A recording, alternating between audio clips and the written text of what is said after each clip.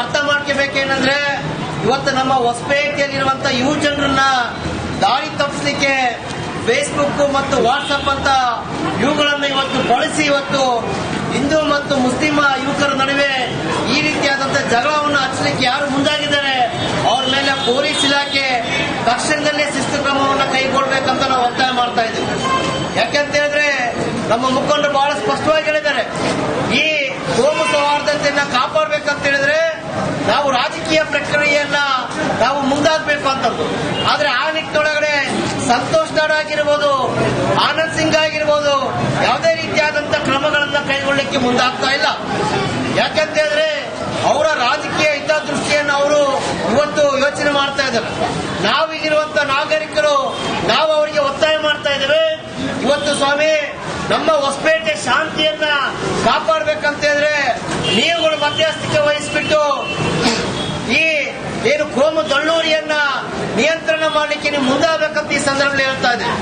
ಕಳೆದ 1 ವರ್ಷದ ಹಿಂದೆ ಹೊಸಪೇಟೆಯಲ್ಲಿ ಏನು ಒಂದು ಪಾಂಪ್ಲೆಟ್ ನಿಂದ ಮೂಲಕ ಇಡೀ ಹೊಸಪೇಟೆ ಹತ್ತಿ ಉಳಿಯುವಂತ ಪರಿಸ್ಥಿತಿ ಬಂದಂತ ಸಂದರ್ಭದಲ್ಲಿ ಮೊಟ್ಟ ಮೊದಲಿಗೆ ನಾವು ಸಿಪಿಐಎಂ, ಡಿವೈಎಫ್ಐ, ಎಸ್ಎಫ್ಐ ನಾವು ಫಸ್ಟ್ಗೆ ಎಸಿ ಅವರಿಗೆ ಮತ್ತೆ ಪೊಲೀಸ್ ಇಲಾಖೆಗೆ ನಾವು ಇದನ್ನ ಕೊಟ್ಟಂತದ್ದು.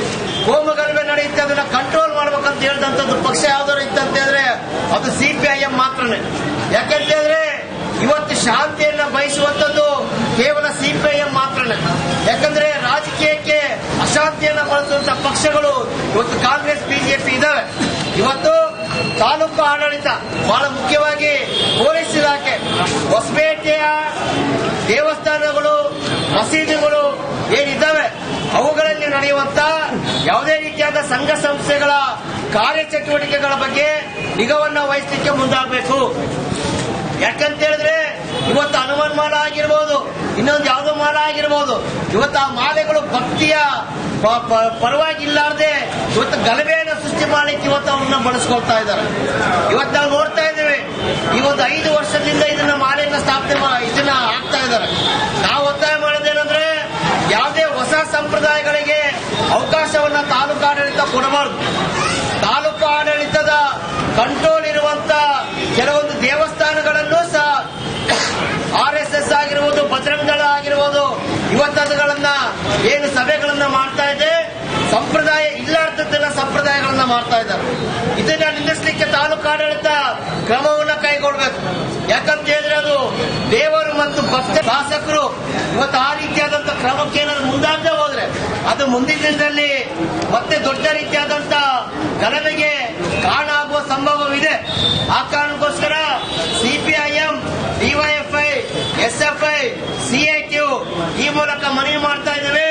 ನೀವು ತಕ್ಷಣದಲ್ಲೇ ಸಚಿವರು ಸಂತೋಷ್ ದಾಡ್, ಆನಂದ್ ಸಿಂಗ್, ತಾಲೂಕು ಆಡಳಿತ, ಪೊಲೀಸ್ ಇಲಾಖೆ ರಾಜಕೀಯ ಪ್ರಕ್ರಿಯೆಯನ್ನ ಮುಂದಕ್ಕೆ ನೀವು ತರಬರಬೇಕು. ಯಾಕಂತ ಹೇಳಿದ್ರೆ ಇವತ್ತು ಈ ರೀತಿಯಾದಂತಹ ಪ್ರಕ್ರಿಯೆ ಆಗ್ಲಾರ್ದೆ ಇವತ್ತು ನಮ್ಮ ಹೊಸಪೇಟೆದೊಳಗಡೆ ಶಾಂತಿಯನ್ನು ನಡೆಸಲಿಕ್ಕೆ ಸಾಧ್ಯವಾಗೋದಿಲ್ಲ. ಮತ್ತೆ ಅದೇ ಸಂದರ್ಭದಲ್ಲಿ ಪೊಲೀಸ್ ಇಲಾಖೆಗೆ, ತಾಲೂಕು ಆಡಳಿತಕ್ಕೆ ಬಹಳ ಮನವಿ ಮಾಡ್ಕೊಳ್ಳೋದೇನೆಂದ್ರೆ ನೀವು ದಯವಿಟ್ಟು ಫೇಸ್ಬುಕ್, ವಾಟ್ಸಪ್ ಗಳೇನಿದಾವೆ ಅವುಗಳ ಮೇಲೆ ನಿಗಾವನ್ನ ವಹಿಸಬೇಕು. ಯಾಕಂದ್ರೆ ಈ ಗಲಭೆಗಳನ್ನ ಸೃಷ್ಟಿ ಮಾಡಲಿಕ್ಕೆ ಫೇಸ್ಬುಕ್ ಮತ್ತು ವಾಟ್ಸಪ್ ಗಳನ್ನ ಅತಿ ಹೆಚ್ಚಾಗಿ ಕೋಮುವಾದಿಗಳು ಬಳಸಿಕೊಂಡು ಯುವಕರನ್ನ ಡೈವರ್ಟ್ ಮಾಡ್ತಾ ಇದ್ದಾರೆ. ಆ ಕಾರಣಕ್ಕೋಸ್ಕರ ನಾವು ತಹಸೀಲ್ದಾರ್ ಮತ್ತೆ ಪೊಲೀಸ್ ಇಲಾಖೆಗೆ ಒತ್ತಾಯ ಮಾಡ್ತಾ ಇದ್ದೀವಿ. ನೀವು ದಯವಿಟ್ಟು ಫೇಸ್ಬುಕ್ ಮತ್ತೆ ವಾಟ್ಸಪ್, ಟ್ವಿಟರ್ಗಳಲ್ಲಿ ಬರುವಂತ ಏನು ಕೋಮು ಉಗ್ರವಾದದ ಸಂಭಾಷಣೆಗಳನ್ನ, ಚಿತ್ರಗಳನ್ನ ನಿಯಂತ್ರಿಸಿ ಅವುಗಳನ್ನು ಯಾರು ಹಾಕ್ತಾರೆ ಅವ್ರ ಮೇಲೆ ಶಿಸ್ತು ಕ್ರಮವನ್ನು ಕೈಗೊಳ್ಳಬೇಕಂತ ಹೇಳ್ತಾ ನನ್ನ ಮಾತುಗಳನ್ನ ಮುಗಿಸ್ತಾ ಇದ್ದೀನಿ. ಧನ್ಯವಾದಗಳು.